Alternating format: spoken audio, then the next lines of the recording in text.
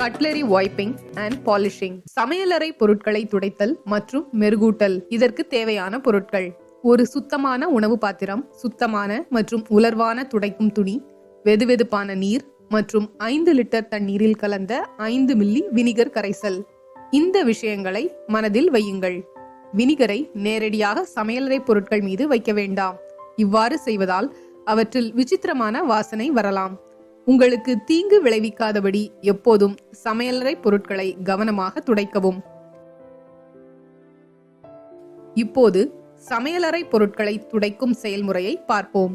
முதலில் பேசின் அல்லது பாத்திரத்தில் 5 லிட்டர் சூடான அல்லது வெதுவெதுப்பான நீரை எடுத்துக்கொள்ளுங்கள்.